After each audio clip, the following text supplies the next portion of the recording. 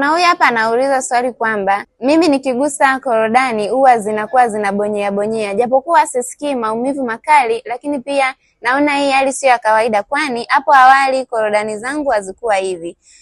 Ni kweli mwanaume ambaye anapitia hali hii sio changamoto ya tezi dume, na wengi wamekuwa wakichanganya kwamba huenda ikawa ni tezi dume. Ikumbukwe kwamba tezi dume inapatikana chini ya kibofu cha mkojo, lakini korodani ipo kwa nje, haipo kwa ndani. Kwa hiyo ukiona kwamba korodani ukigusa inakuwa inabonyea bonyea, lakini pia inaonekana imevimba tofauti na ilivyokuwa awali, basi tambua kuwa hii ni changamoto ya busha. Na wanaume wengi wanashindwa kutofautisha kati ya busha, ngiri pamoja na tezi dume.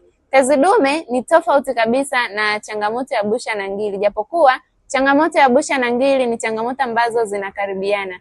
Na mwanaume ambaye anapitia changamoto ya ngiri, nimeshaelezea dalili ambazo anakuwa anazipitia. Na endapo unapitia changamoto hii na unahitaji matibabu, Anti-Afya Imara tumekuwa tukiwasaidia wanaume kutibu changamoto ambazo zinaathiri mfumo wa uzazi. Endapo unahitaji msaada, unaweza kutupigia ili tuweze kukuelekeza ni matibabu gani sahihi ambayo utayatumia ili kuweza kupona changamoto yako. Lakini nakushare video hii ili na wanaume wengine waweze kujifunza, lakini pia waweze kuchukua hatua kuokoa afya zao.